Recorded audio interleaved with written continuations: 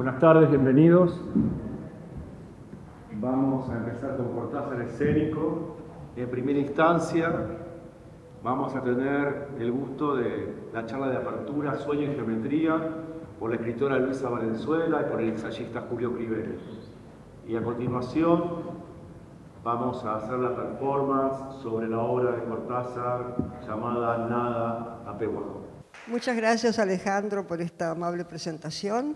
Muchas gracias al Fondo Cultural Recoleta, a Maxi Thomas, a toda la gente que se ocupa de esto, a la gente del teatro, y a Julio Crivelli por acompañarnos en esta especie de aventura. Porque todo empezó, pues digamos, esta idea de hoy, empezó en el año 93, a fines de noviembre. Yo vivía en Nueva York y Julio Cortázar me llamó por teléfono, estaba de paso, volviendo de una gira de conferencias, y diciéndome que quería pasar una última tarde muy tranquila en New York, porque se volvía y tenía algunos problemas de salud y prefería que nos encontráramos para charlar así tranquilamente, cosa que me pareció extraordinaria. Me apuré en dejar todos mis compromisos y corrí al día siguiente al hotel del centro donde él estaba, downtown, donde él estaba, uptown, perdón, donde él estaba radicado. Nos sentamos en el café y charlamos durante horas. Y a lo largo de esa charla, cada tanto Julio decía, bueno, yo tengo que ir a Nicaragua, tengo que ir a Cuba para hacer unas cosas, quiero volver a la Argentina, pero estoy deseando escribir una novela. Hasta todos estos últimos años me pidieron textos, me pidieron cuentos, me pidieron novelas, y yo les daba un texto político, porque yo quería hacer mis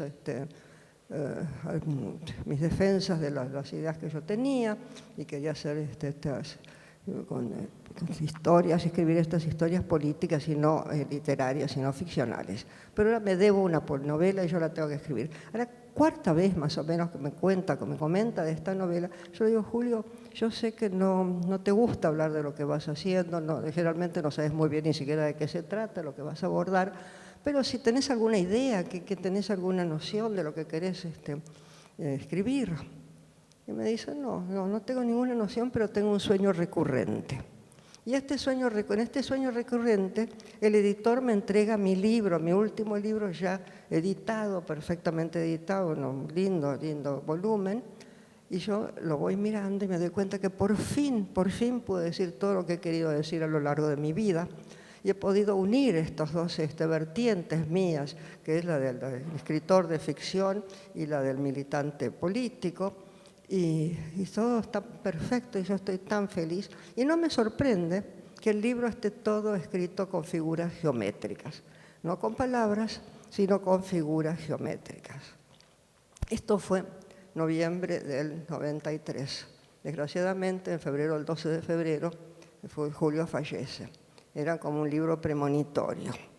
Y entonces yo empecé a investigar un poco todos estos temas de la escritura y los sueños, porque él ha escrito mucho sobre los sueños. Es alguien que se ha interesado mucho. Sabemos que el cuento Casa Tomada es un cuento que fue un sueño primeramente, sabemos de otros cuentos que también fueron sueños.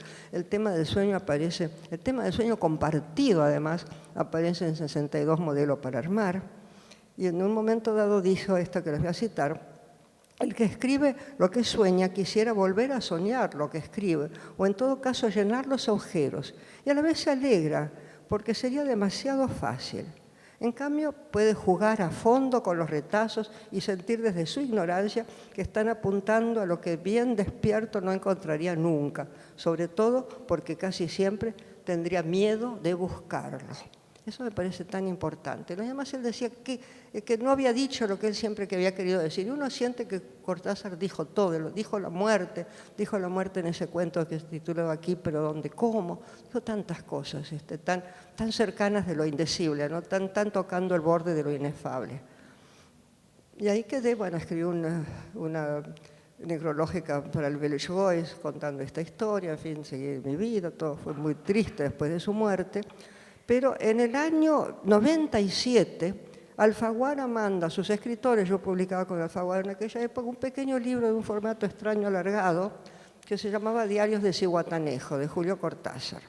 Y en estos diarios de Zihuatanejo, Julio habla de los sueños. Son una historia de los sueños de Zihuatanejo, de los años 70, sus sueños de los años 70, pero también aparecen sus sueños de los años 60, en un departamento que tenía en París, Rue de l'Éperon. Y en estos sueños que él cuenta de Rue de l'Éperon, él sueña recurrentemente, porque lo extraño es que él tenga estos sueños recurrentes, él sueña recurrentemente con un sueño en donde él abre el cajón de su escritorio y ahí encuentra un enorme manuscrito de 40 por 50 centímetros, atado con una especie de hilo sisal muy tosco que le saltan militos, pero escrito con una grafía, unas letras, unos jeroglíficos incomprensibles como runas y con fórmulas matemáticas y senos y cotangentes y teoremas resueltos y fórmulas alquímicas. Y parece ser el manuscrito, porque es un manuscrito del libro que va a soñar después ya publicado, poco antes de su muerte. Entonces yo me pregunto, ¿por qué la geometría? Y eso es una pregunta que le quiero hacer ahora al Julio de acá, a nuestro Julio de acá. Muchas gracias. Bueno, muchas gracias a todos, muchas gracias Luisa. Adhiero a los agradecimientos de Luisa. Y bueno, la geometría es un calmante del terror primordial al caos. Es medir la tierra, encontrar formas, en las infinitas formas de la naturaleza, encontrar formas comunes. Los griegos decían que en el tronco de un árbol y en el cuello de un cisne hay un cilindro. Entonces hay una ley, ellos se debaten desde el principio entre el cosmos y el caos y buscan de alguna forma que esto sea un cosmos. Lo seguimos buscando hasta el día de hoy, que sea un cosmos, más allá de que no sabemos qué pasa antes de nacer ni después de morir. Y que nosotros necesitamos para todo principio y final, necesitamos leyes. Y la geometría es la ley que de alguna manera permite el control de la Tierra.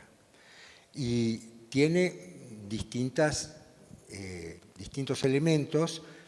Arranca, como todas las sucesiones, arranca por, como dijo Aristóteles, un primer motor inmóvil. Arranca por el punto. El punto no es una figura geométrica, pero es el inicio de toda la geometría. No es una figura geométrica porque no tiene superficie, no tiene longitud, no tiene volumen, no tiene ángulos, no tiene nada de lo que tiene una figura geométrica. Pero la figura geométrica empieza por su propia negación, como el alfabeto de los hebreos, que empieza por la letra alfa, que no tiene pronunciación.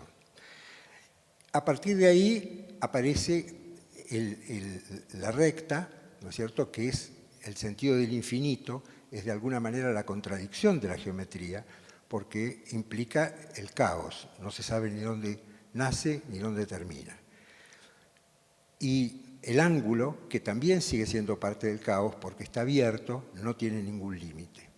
El primer límite, la primera figura geométrica, propiamente dicha, es el triángulo. El triángulo es el número 3, o sea, es el desequilibrio. El número 2 es el reposo, el número 3 es la vida, el desequilibrio.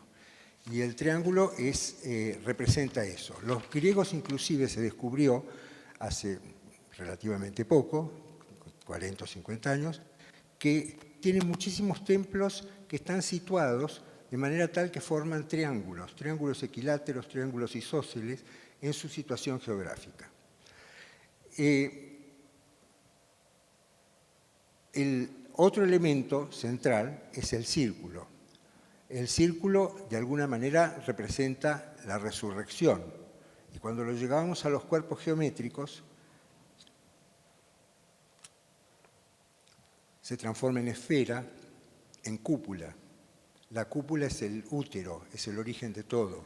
Nosotros entramos a los templos, entramos al origen de todo, entramos al útero de la vida. Los griegos tenían unos templos distintos, tenían unos templos a los que no se podía entrar, había que admirarlos desde afuera porque el dios estaba dentro. Eran templos de líneas rectas. En cambio, a partir, digamos, del siglo IV o un poquito antes, después de Cristo, empiezan los templos con esferas, con úteros. Y siguen los símbolos importantes, ¿no? El cuadrado es la razón, representa los 4 puntos cardinales, las 4 estaciones, las 4 fases de la luna. Y finalmente, para seguir hablando de geometría, y les prometo que ya termina, están el descubrimiento platónico, los sólidos platónicos. La pirámide, que como su nombre le indica, es el fuego, es la energía, es lo que nos hace vivir.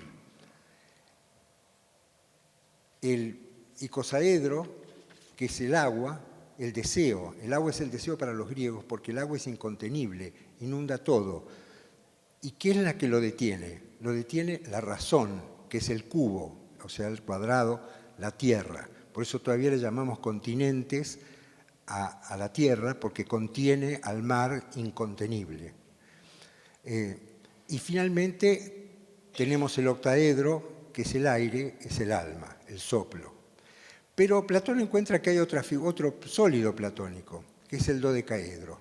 Y este no tiene ninguna referencia posible.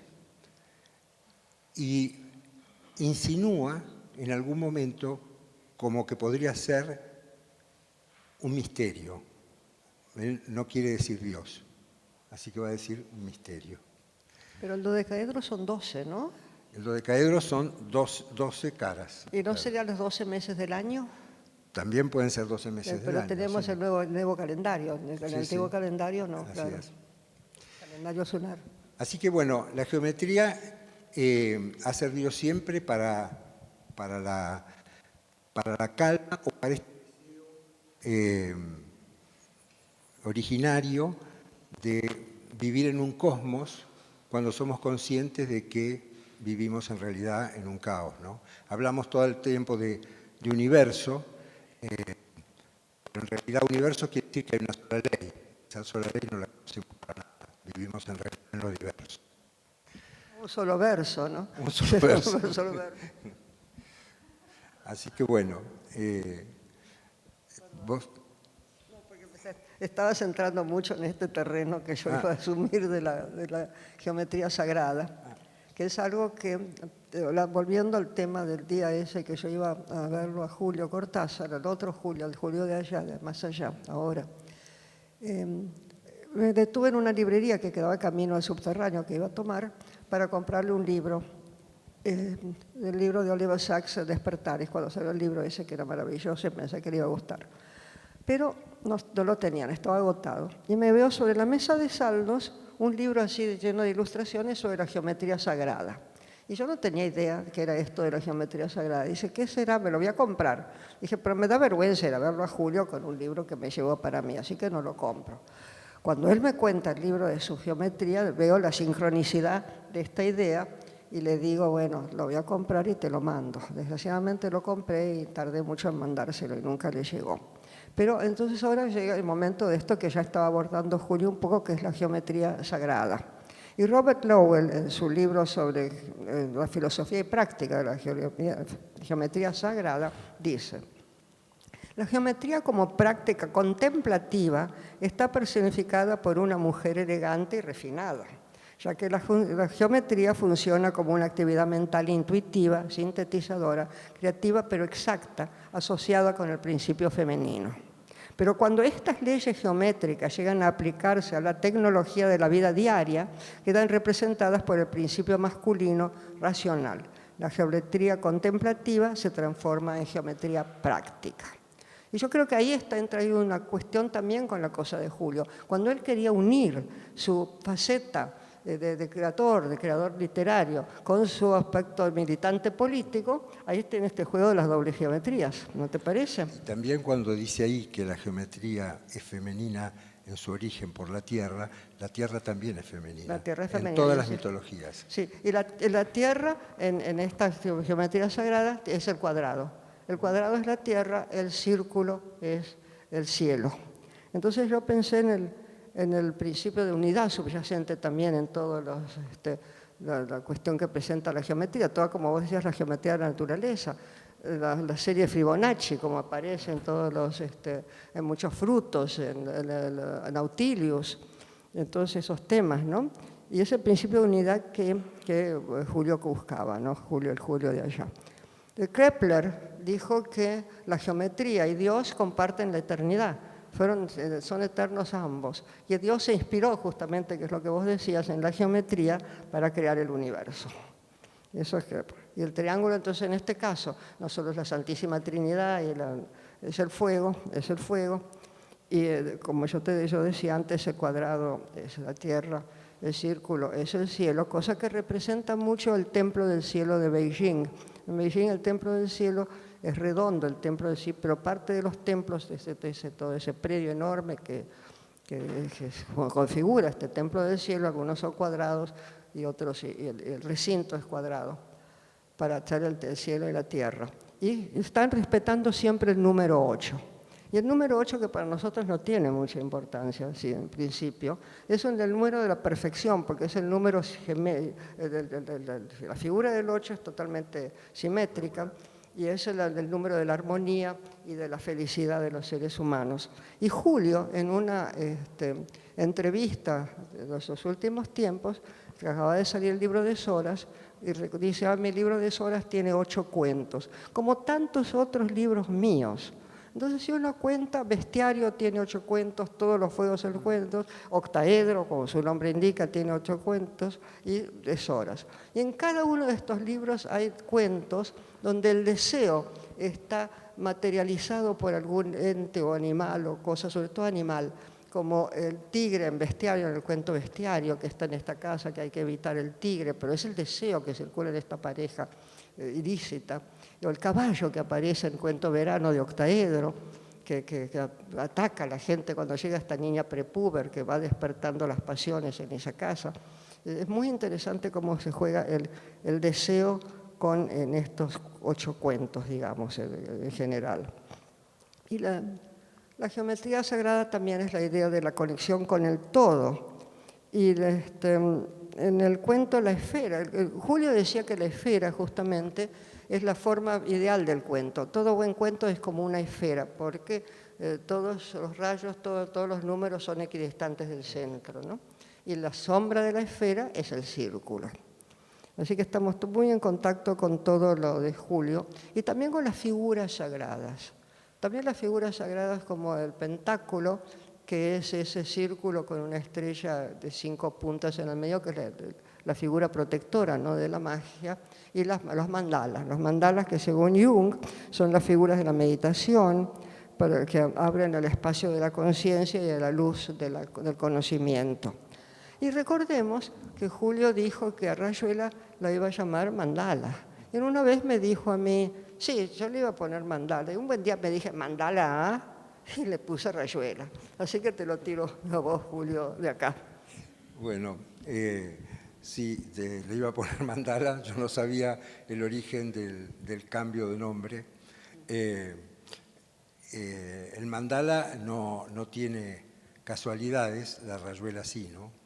Pero la novela Rayuela justamente ilustra sobre lo que decía recién Luisa, sobre la relación entre el deseo, la razón y el misterio, que de vuelta es una referencia griega de Cortázar, como la que hace al Minotauro y tantas otras que están ocultas cuando uno lo lee, ¿no? Oliveira es el hombre de la razón. Él quiere desesperadamente llegar al misterio, pero no logra apartarse de la razón, no va a llegar nunca. En un momento, enojado, dice Cartesio viejo jodido, ¿no?, refiriéndose a Descartes. O sea, la razón le impide a él llegar a lo que él llama el centro. Él habla de un centro todo el tiempo, un centro al que él quiere llegar. La maga, en cambio, es todo lo contrario. La maga es la intuición. Le pone Rocamadour a su hijo. Rocamadour es un pueblo en el centro de Francia al cual llegaban todos los peregrinos de cualquier parte, de Italia, de Alemania, donde fuere, que iban a Santiago de Compostela, se quedaban allí en Rocamadour, rezaban en Rocamadour, había hospitales en Rocamadour porque venían caminando y había que ponerlos en condiciones para que pudieran seguir la peregrinación. Y lo más importante que es una virgen negra, que está arriba de todo. Las vírgenes negras son siempre vírgenes de la lucha, como la Virgen de Czestochowa. Bueno, pero Rocamadour es un pueblo sagrado, y así es como le pone la maga a su hijo, ¿no? Su hijo es algo sagrado, algo que no se puede controlar con la razón. También Rayuela, y siempre dentro de esto, que es la razón, digamos, la relación entre deseo, razón y misterio, está el Club de la Serpiente. Bueno, la serpiente, en las dos mitologías que a nosotros nos fundan, que son la mitología judía y la mitología griega, la serpiente es un ser del intelecto, pero de la soberbia. Es el ser que induce al error, que induce a la mujer y al hombre a querer ser iguales a Dios, o sea, es la negación de lo espiritual. El club se llama Club de la Serpiente y está compuesto por un metafísico, por un pintor que refleja imágenes, y ellos, Oliveira en un momento los mira, él los admira y es amigo, pero los mira y dice, ellos intentaban desesperadamente llegar a esas terrazas del cielo a las cuales la maga llegaba directamente y ellos trataban infructuosamente en forma dialéctica. Lo traduje todo pésimo, si lo leen está mucho mejor escrito. Pero lo que quiere decir claramente es que ella se podía asomar a esa visión del misterio a donde ellos con el intelecto no se pueden asomar nunca, que es lo mismo que le pasa a Oliveira durante todo el libro, ¿no es cierto? Y después nos habla también, siempre dentro de este mismo marco, ¿no?, de los griegos, del mar, que representa el deseo incontenible, la tierra, que es la razón que puede contener el deseo, por eso le llamamos continentes todavía a la tierra que retiene al mar, y el cielo, que para los griegos es quilón, de ahí viene la palabra nuestra, y quiere decir lo vacío. Y habla entonces de una ventana Braque, y ahí tiene conexión con las geometrías sagradas, que decía recién Luisa, y de una ventana Max Ernst.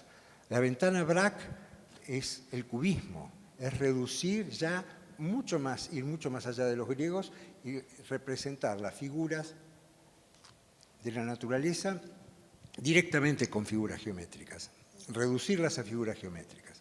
Y Max Ernst es todo lo contrario. La ventana Max Ernst es una mirada surrealista, es una mirada absolutamente simbólica y también caótica, ¿no? Pero bueno, eso es Rayuela. Nosotros ahora vamos a ver fragmentos de una obra de teatro que yo pienso, Julio no me la mencionó, y es una cosa que fue publicada póstumamente, así que fue escrita muy poco antes de su muerte, y no la mencionó, pero yo tengo la sensación de que él andaba buscando por dónde abordar este libro de la geometría, cómo entrar en ese misterio que él tenía que descifrar, y entonces creó esta obra que es muy extraña, con una enorme cantidad de personajes, unas de las alusiones geométricas que después nos vamos a ver con Julio, y que nos va a presentar unos fragmentos ahora con dramaturgia y dirección de Ali Matajan y la actuación de Lorena Sekeli y Alejandro Schichman, con música de Julio Battenberg y la producción de Rina Gabe y Miguel Lund. Y es una obra del absurdo, sucede en un restaurante, pero son como muchas escenas que se van concatenando, y tiene mucho que ver con la patafísica, esa ciencia de las soluciones imaginarias. Y se llama Nada a Pehuajó. Y el pehuajó, y eso lo inventé, y es una definición que le encantaría a Julio, y pues quizá él la pescó. El pehuajó es una hierba, es una talia geniculata, robusta planta rizomática con largos pecíolos envainantes y esponjosos, grandes hojas ovadas, glabras. En primavera y verano muestra partículas laxas, con raquis con atenuendos, con flores diximorfas de 3 pétalos violetas. Fructifica en verano y otoño. Durante la estación seca o en las zonas heladas, la parte aérea de la planta se seca por completo, pero no muere, pues rebrota desde los rizomas cuando con las condiciones climáticas vuelven a ser favorables. Y esto de la cosa de los rizomas, los micelios, todas aquellas redes que transcurren bajo tierra, eso yo creo que es lo que le interesaba muchísimo a Julio Cortázar. como los enlazamientos cuánticos, ¿no? Aquello que puede ser simultáneo, que va contra todos los principios de Einstein, que es toda la cosa cuántica, la simultaneidad de los acontecimientos, y también un poco el conocimiento que se puede tener a través de la masa crítica, ¿no? De las barras que él hace. Ahí viene lo del Club de la Serpiente de Rayuela, la joda del libro de Manuel, la búsqueda de la zona o del territorio en 62 modido para armar. Siempre son barras y grupos de gente, ¿no? Este gran cronopio, como el que se denominaba, buscaba por ese lado una conexión secreta de los seres humanos y del conocimiento, sobre todo, y del lenguaje, y llegar a un lugar que no se llega fácilmente.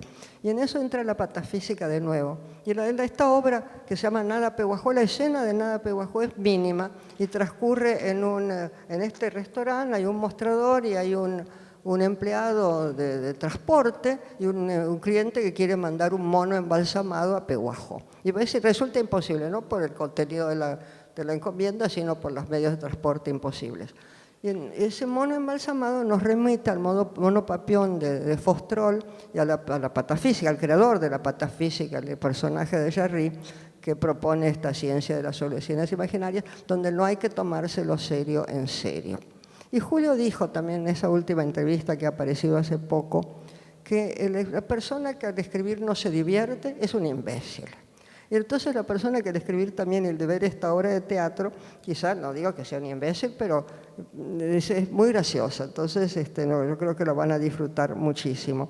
Pero tiene que ver también en relación, Nada Pehuajó, con la geometría. Así que el Julio de acá nos la va a contar un poquito ahora, rápido porque se nos va el tiempo. Bueno, ustedes saben que la patafísica, como dijo recién Luisa, es la ciencia que busca coordinar lo imaginario o lo excepcional o lo imposible. Pero la metafísica también, porque en realidad Aristóteles nunca escribió un libro que se llama Metafísica. Escribió eso y un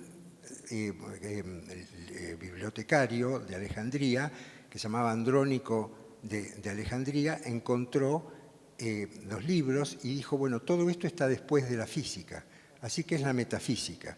Y la patafísica está todavía después de la metafísica. Metafísica. Entonces, ahora toda esta obra que recién relató Luisa, que parece un verdadero caos, transcurre en un tablero de ajedrez. Y el tablero de ajedrez tiene 64 posiciones, 6 más 4, 10, 1 el número de Dios. El tablero de ajedrez es muy misterioso y el juego también. El rey representa el alma, pero la reina representa la vida. El tablero de ajedrez es el misterio de si nosotros con el intelecto estamos jugando o si hay algo detrás, una casualidad, un elemento patafísico, algo que en definitiva guía a todo esto. Y les cuento una cosa más, para que esto no se haga tan largo, respecto de la obra. Hay un orden oculto, porque aparece, al principio de todo, hay un hombre de blanco que aparece y hace un movimiento de ajedrez. Ese hombre aparece 4 o 5 veces, intrascendentemente, sigue haciendo movimientos de ajedrez, jamás pronuncia una palabra. Y al final de todo, le dicta mate al maître, que es uno de los protagonistas de la obra. Es el que le pone final a la vida de la obra, ¿no? Bueno, si te parece, pasamos a la obra. Bueno. No nos ponemos manos a la obra, sino que dejamos que los otros las pongan.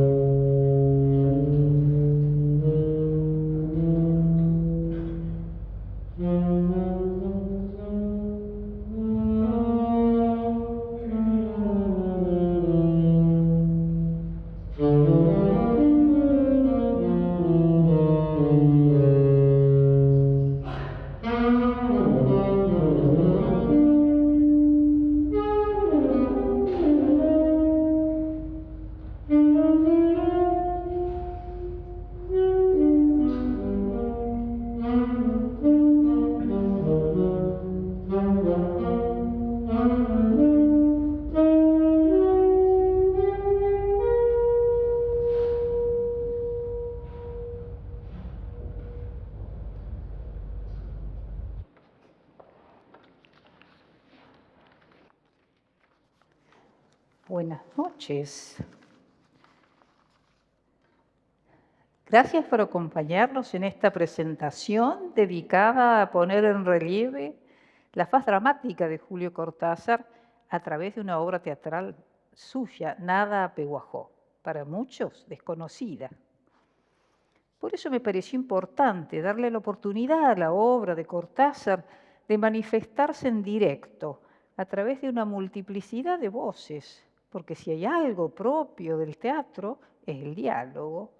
Y hoy la pondremos en acción gracias al apoyo de los amigos del Bellas de Arte, al CCR y de la imprescindible cooperación de todos ustedes. El procedimiento que instrumenté para tal fin es que en lugar de leerles las citas de la obra como haría en una conferencia convencional, opté por ponerlas en vivo, llevándolas del texto a la escena, un pasaje difícil. Pasar algo así del caos al cosmos. Me gusta esa expresión. Y de hecho fue arduo ese pasaje, porque estamos ante una obra que para el teatro plantea muchos desafíos por su heterogeneidad y densidad temática, por sus continuos desvíos, de modo que esta conferencia performática combina reflexiones sobre la obra con fragmentos escénicos de la pieza. Si el teatro es el paso de la escritura, de la oralidad, de la escritura a la oralidad, o sea, del texto a la escena, la voz cumple en él una función decisiva. La voz, que es mediación entre lo orgánico, lo significante y lo simbólico. O sea, al decir de Bernard, es intervalo del cuerpo y el discurso. Y lo que buscamos aquí es dejar oír la voz de Cortázar a través de nuestras voces. Bueno, el juego donde va a transcurrir la escena ocurre en un restaurante. Y ya que han llegado ustedes hasta aquí, los invitamos a participar. ¿Quisieran acompañarnos a degustar la palabra dramática de Julio Cortázar?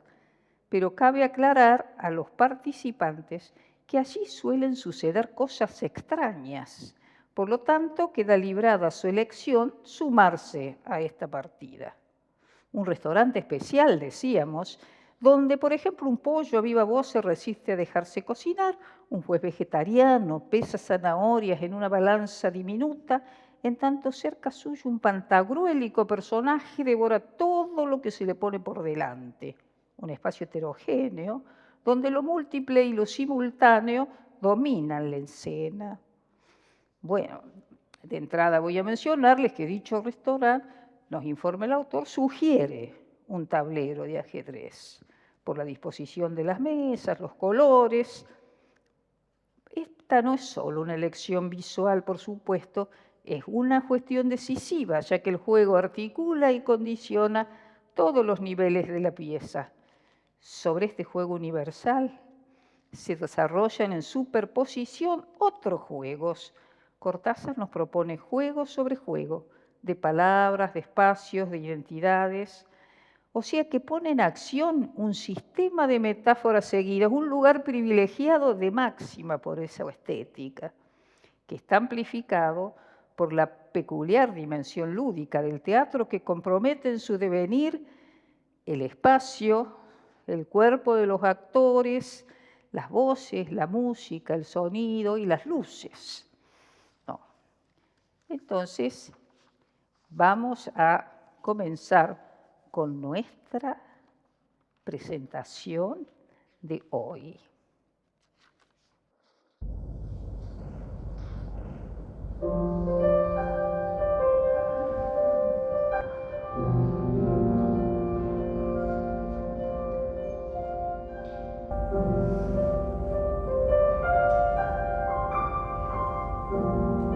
Señor López. Un calor horrible. Temperatura en paulatino ascenso. Las isobaras en horror. Hielo. Hace 3 días que lo vemos por aquí al señor López. Mi mujer, he vuelto de Chile, hay que contemporizar. ¿Cuándo tendremos el honor de recibir aquí a la señora de López? La señora de López es vegetariana. Inaudito, vegetariana. ¿No sabía usted que aquí tenemos el famoso panayé de legumbres que hace las delicias de nuestra clientela delicada del estómago? El señor Bueno, por ejemplo, que se siente en la primera fila, no come otra cosa que legumbres. Es triste cuando se piensa en nuestros conejos, en nuestros mariscos. Por cierto, el señor juez se ha ausentado esta mañana.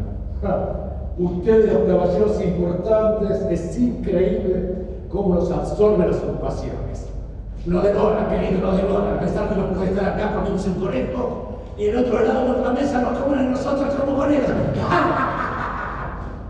Nunca lo había pensado desde ese punto de vista. Con su permiso, voy a atender a la señora americana que me está llamando.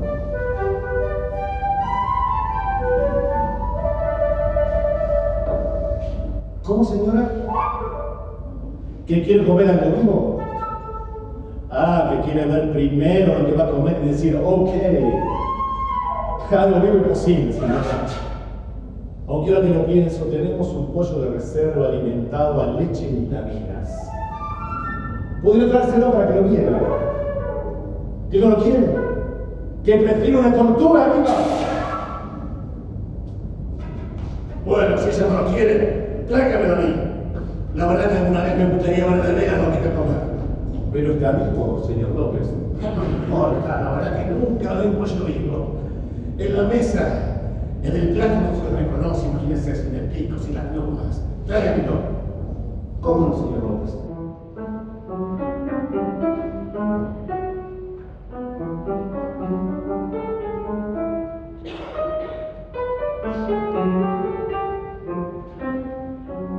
Aquí está el animal, señor López. Pollo, ¿vas a dejarte cocinar? Le ruego, señor López. Se trata solamente de un pollo, apenas tiene cerebro, habla por hablar. Yo lo convenceré del fondo del pueblo. Esto es inaudito. Nunca me había pasado algo así por un restaurante. Era muy tonto. No soy violenta, señor López. Puede ser malo para su presión. Pero no se preocupe, que ya lo resolveremos. No. Basta de complicaciones. Si no quiere, no quiere. Mejor tráigame un plato de hongos. ¿Un plato de hongos? Sí, un plato de hongos. Muchísimos, riquísimos hongos. ¡Me cambio por un plato de hongos! Enseguida volvemos, señor López.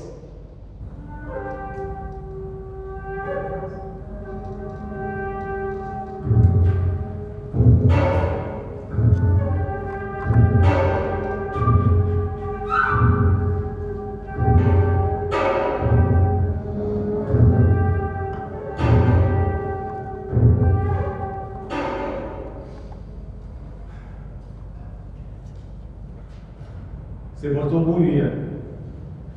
Escribió una carta a su madre, le dio un trago de arroz negrita y caminó con valor hasta la cocina. Sus últimas palabras fueron: Nada de hongos en mi salsa. Ya lo decía, un pollo muerto vale por 2 vivos. La verdad que solamente sirve para hacer escenas, ¿se da cuenta? Uno ya no sabe qué pensar.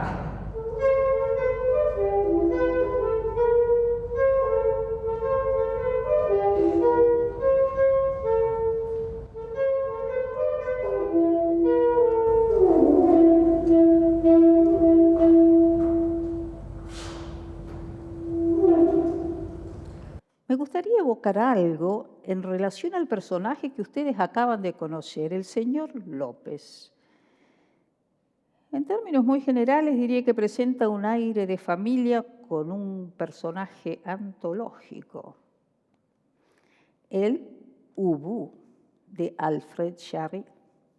General digo porque el grotesco de Jarry es mucho más radical, ¿no? Y ustedes saben que Ubu es físico y moralmente una grotesca deformación, así dicen los comentaristas. Una parodia de Macbeth, burla de los que ejercen la autoridad. Insisten en reaparecer estos personajes, en volver no solo a la escena del teatro, sino a la escena de la vida pública. Así también podemos ir descubriendo algunas de las filiaciones dramático-literarias de Cortázar, ¿no? Pues Jarry, que es uno de los íconos del surrealismo, ¿no? Fue traído a escena nuevamente por ellos, es su precursor. Y hablando de los surrealistas, podemos evocar la escena del pollo. Vemos que en ella se opera una fractura de lo real por emergencia de lo insólito. Esto opera por la confrontación de planos realistas, cotidianos, con lo imposible, el pollo parlante que hace estallar la ilusión.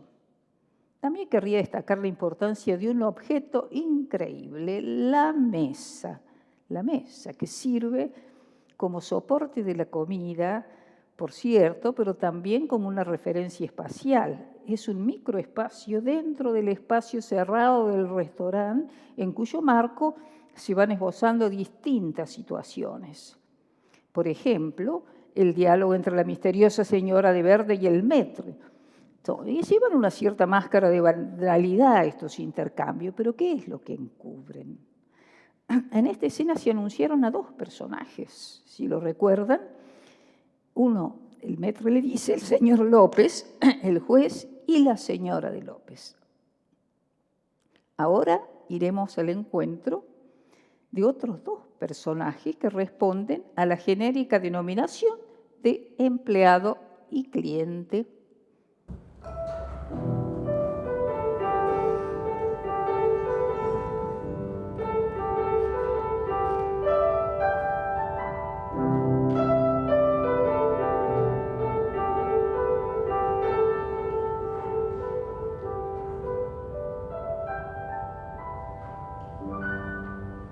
¿Aquí es la empresa de transporte? Sí, señor.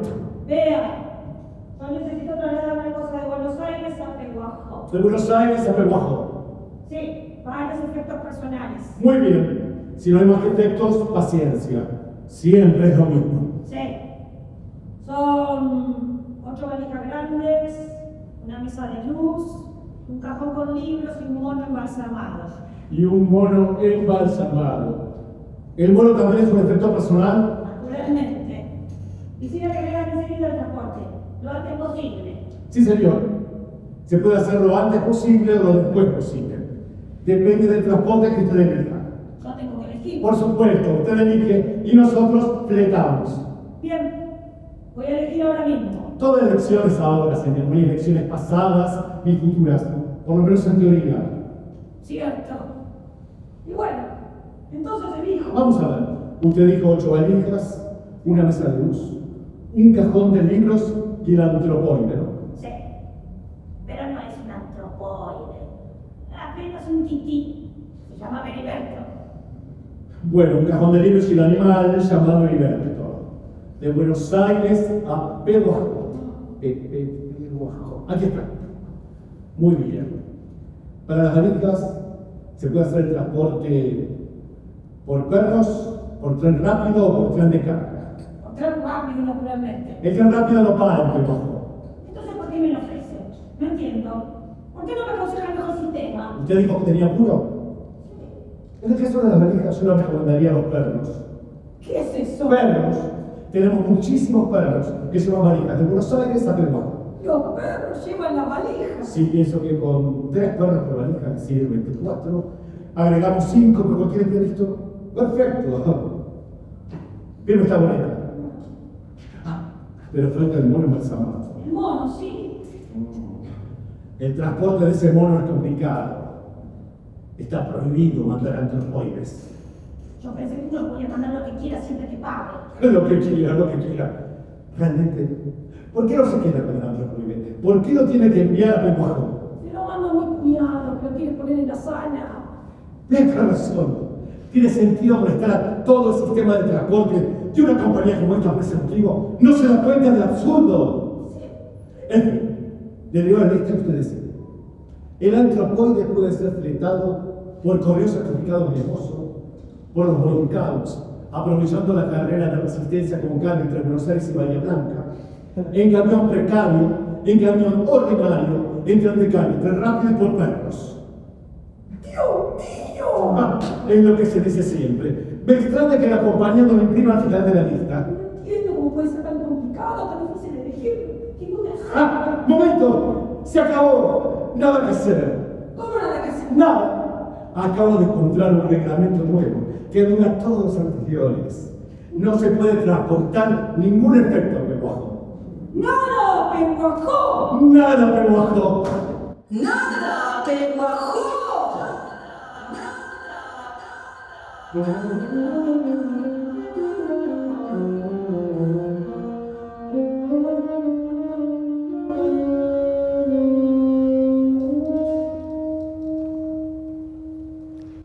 Ya les había mencionado que el espacio del restaurante es heterogéneo, donde lo múltiple y lo simultáneo dominan la escena.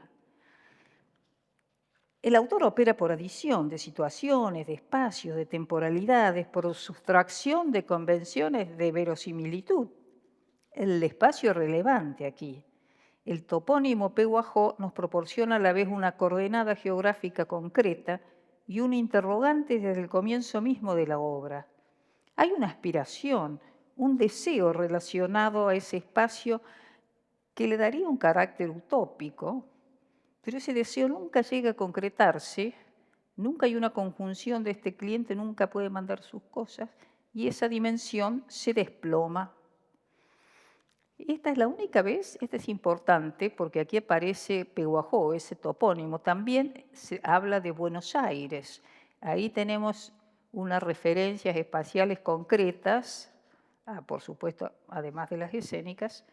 Pero bueno, ahora vamos a ver en acción a otro personaje, una misteriosa señora de verde, la que en otra parte de la obra, les cuento, habla de la guadaña, de sacar la cizaña del jardín.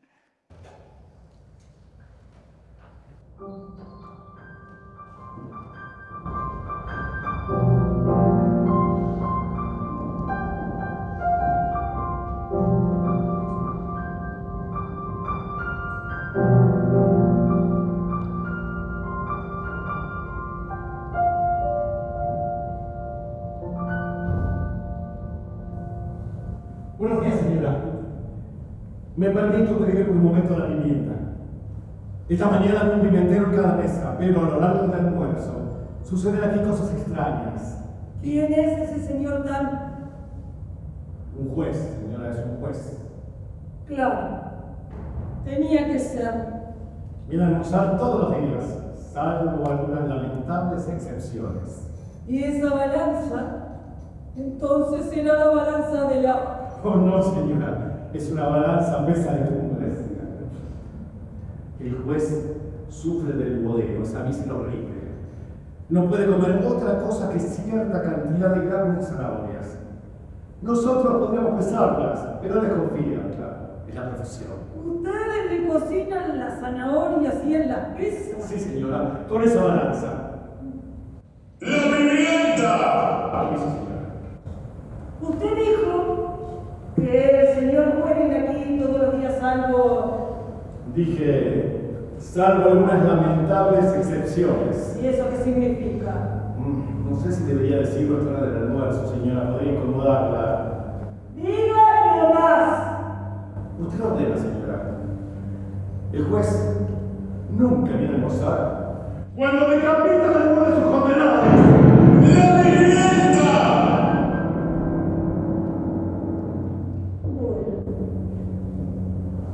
Me equivoqué otra vez de restaurante.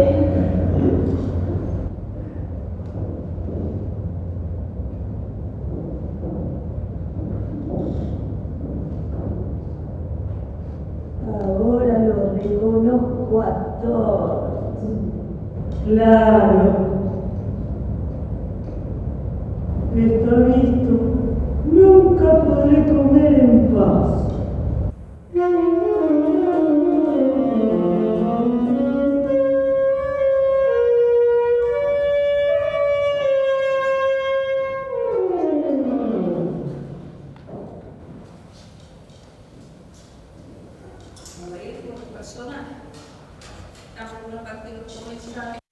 Personal del restaurante, el empleado y el cliente.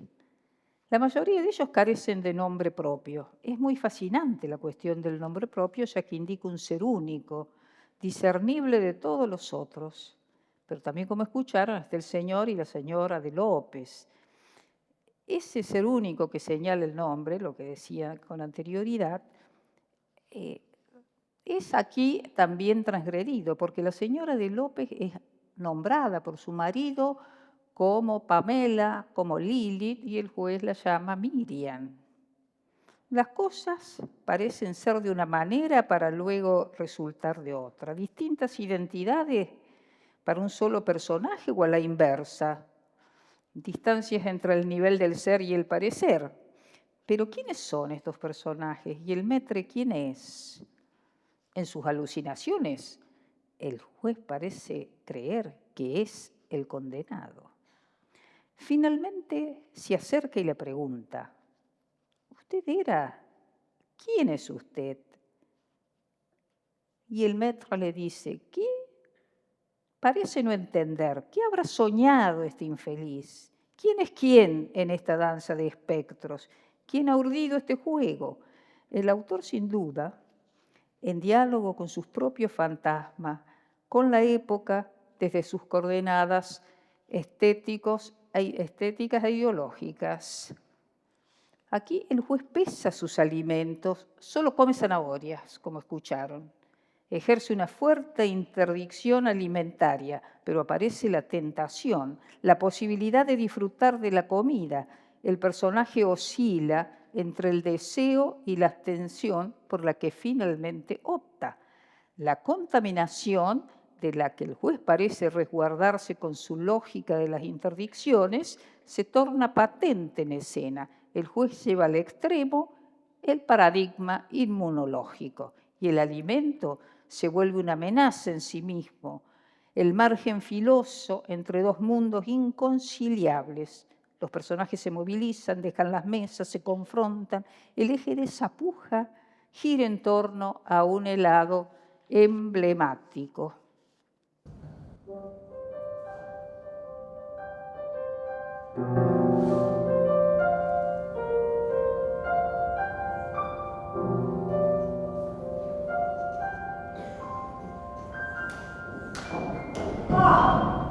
Estás aquí, claro. ¿Ya comiste? Estarás tranquilo con tu buen comienzo de indigestión. Estoy perfectamente bien, Pamela. ¿Qué hace con esa balanza? Esas zanahorias. ¿No será vegetariano? No sé, igual que vos. Es la primera vez que lo veo. Es un juez y está de pésame. De pésame. Qué manera de hablar. Lo curioso es que me parece conocido. Y a la vez estoy seguro de no haberlo visto nunca. Simpatía entre vegetarianos, Pamela. Aparte que vos de hablar sos un poco medio. Ese hombre tiene miedo. Quiere irse y tiene miedo. Lo que tiene sangre, Pamela, con ese régimen de conejo. Además que hoy le despacharon a un preso de tiempo. ¿Un preso? Ay, no me digas.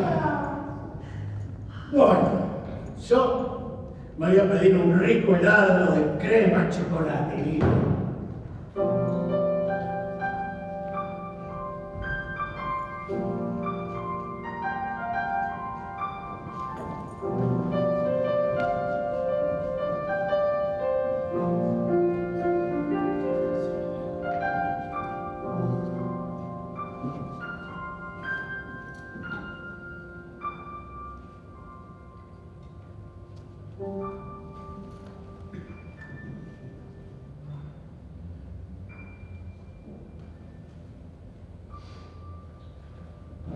Buenos días, señor juez.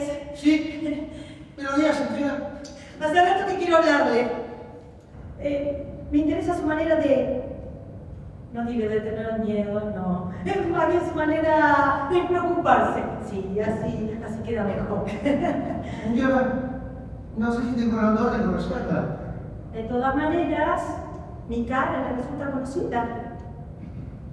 Sí, es real. Tan conocida. Digamos que es como si ya nos hubiéramos conocido en otra parte. Sí, aquí mismo, Vicente. Siempre veo a ese caballero sentado allí, que come con tanto apetito, con tanta alegría. Es mi marido, pobre. No sé si pero disculpe, señora, estoy tan perturbado. No tiene importancia. Probablemente me ha tomado con otra persona que se llama Miriam. Es increíble, nunca me pasó algo así. Bueno, cosas así ocurren. ¿Quién es Miriam? Y usted ahí por un momento me lo pareció. Bien, no sé qué. No se preocupe. Cosas así pasan todo el tiempo. No debería ocurrirme a mí, es extraordinario. Un juez debe estar al abrigo de todas las cosas extrañas que le suceden, en fin, a los que no son jueces. Si uno va a empezar a tener alucinaciones, a soñar despierto, por decirlo así, ¿a dónde va a parar la jurisprudencia? Ay, sí, sería malo para los acusados. Los acusados, dejemos eso. El hecho es que hoy todo me parece digno. Sí. Hasta su hijo esposo, hasta él me parece distinto. ¡Qué feliz es! ¿Cómo come? Claro, y usted al régimen. Sí, un régimen tan cruel, pero necesario, como es a veces la crueldad. ¿Por qué no se sale por un día del régimen? ¿Cómo un helado?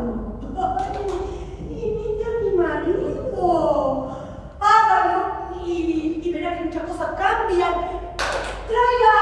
¡Mozo! ¡Traiga un helado de crema y chocolate para el señor juez! Su cuerpo de trabajo por elegida. No les haga caso, no les haga caso. Ahora me traerá su rico helado, usted se lo comerá y se convertirá en otro juez. Come el helado, señor juez. No lo toma, le va a hacer mal. No coma el helado, si no les haga caso. Come el helado, señor juez. No come el helado.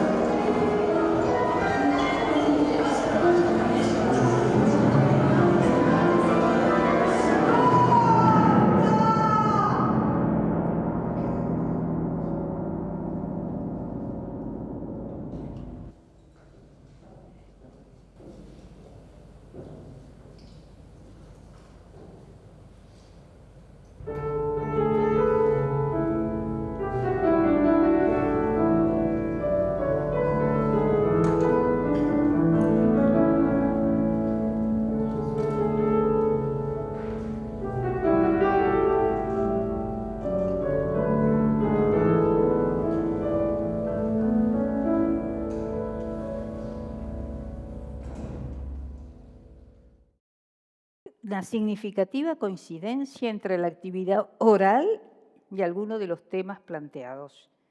y por sobre todo una coincidencia con la actividad teatral misma, que es el pasaje de la escritura a la oralidad, cada boca adquiere un protagonismo inusual en este doble movimiento que va de la ingesta, el masticar, el deglutir, a la eyección de la palabra, un movimiento hacia adentro y hacia afuera del cuerpo. En este caso, el discurso que van a escuchar es distinto. Lleva la marca de la subjetividad del personaje, el cual tiene nombre propio, Franco, se expresa con voz propia. En su discurso habla con Gina, comienza haciendo referencia al orgánico y luego a su propio sentir, a su extrañeza frente al mundo. Manifiesta su vulnerabilidad. Franco se siente él y otro al mismo tiempo. Más adelante, en la obra, ese otro al que visualiza con las manos atadas, como refiere después, es parecido a él, se parece a un personaje al que evoca con las manos atadas. Él se siente algo así como ese otro que podría ser su hermano. Franco funcionaría también como un alter ego del autor. Y lo que es importante es que en esta mesa, en este microespacio, circula el deseo, la vida, alimentados ambos por la palabra poética.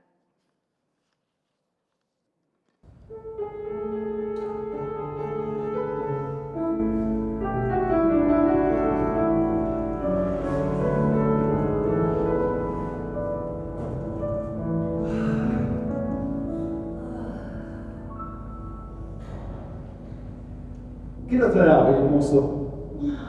Que nos traiga lo que quiera, menos tortugas y noticias políticas. Que nos traiga sobre todo una gran tranquilidad. Gina, Franco. otro almuerzo. Otras arañas peludas disfrazadas de tenedores. Otros tajos en la piel disfrazados de cuchillos. Y la comida, es decir, montones de cosas vivas, arrancadas, peladas, violadas, estrujadas, deshechas. Era un gato. Y ahora hay que metérselo en la boca y recomenzar. Trituración, salivación, deglución, ingurgitación, digestión, evacuación. Todos los días, todas las noches. Bravo. Rever la influencia. Pero no te olvides que este año es el café de flores, querido. Más bien, hay fauna que flor aquí. Que a mí me duele la cabeza. No me extraña. La cabeza es como los faros. Parece un faro con sus dos luces en lo alto de la torre. Pero en vez de prevenir los naufragios, los provoquemos de prueba. Somos unos fareros asombrosos. Algo así como flores que tuvieran la alerta de perfume. ¿Imaginas una violeta arrugada todo el día?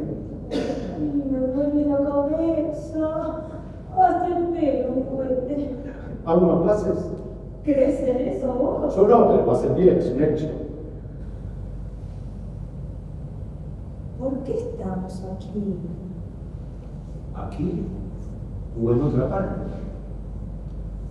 Hoy es uno de esos días en que uno puede estar como en un avión o en un barco, flotando entre dos elementos al margen de todo. O como en el teatro, o soñando. La realidad no es así, pero se le parece.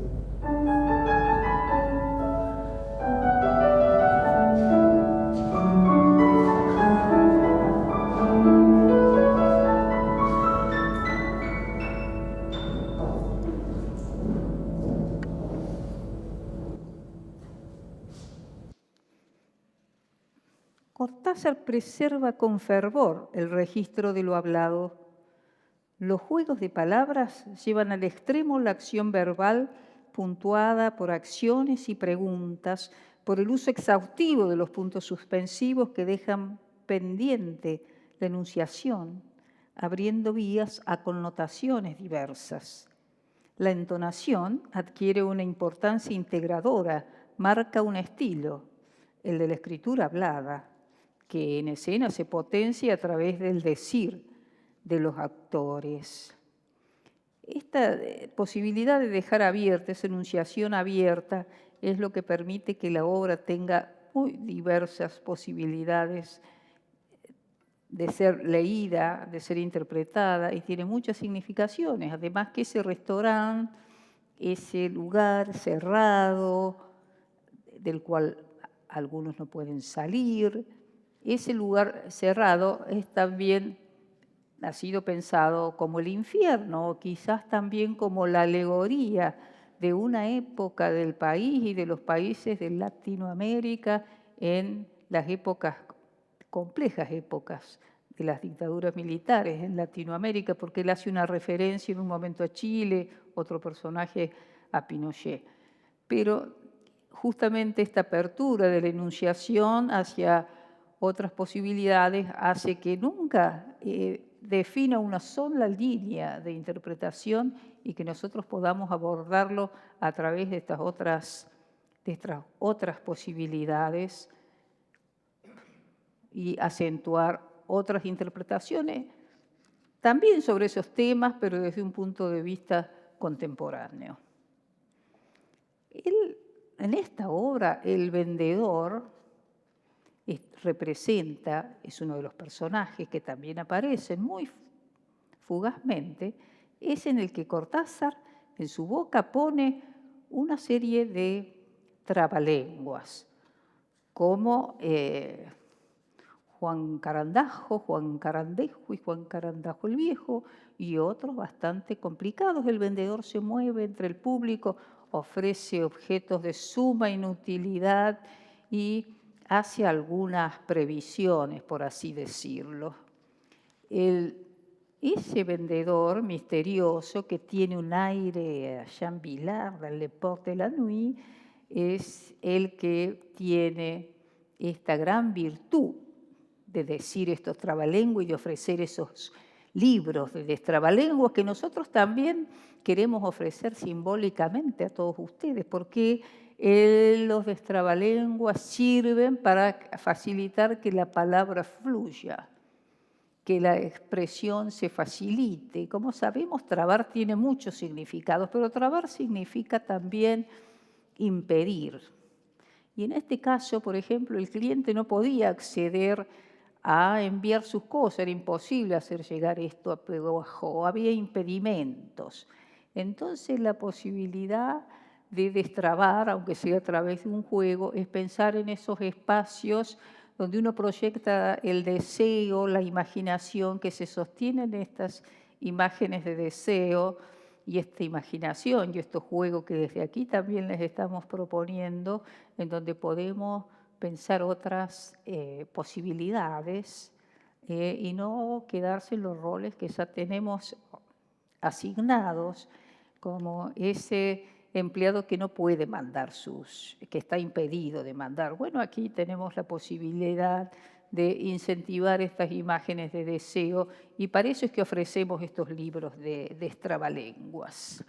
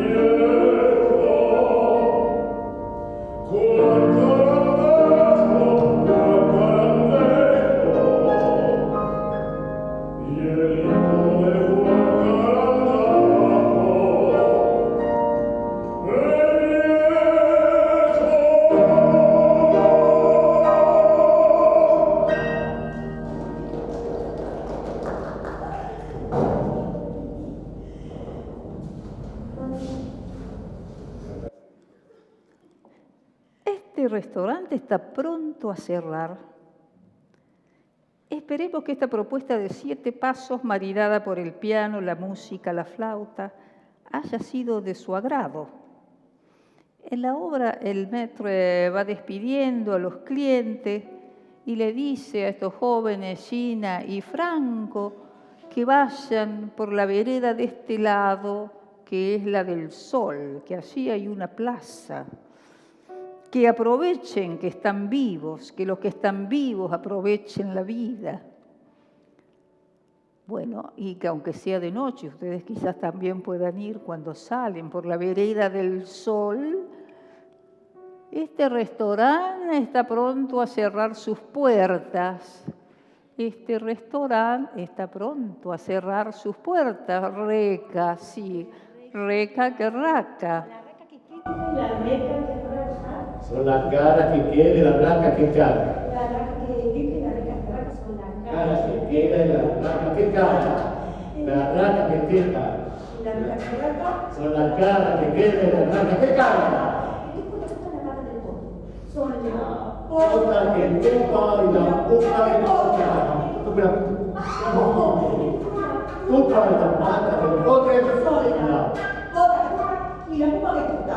el tupo y la pata del bote de la pupa y la pupa que toca. Sí, el tupo y la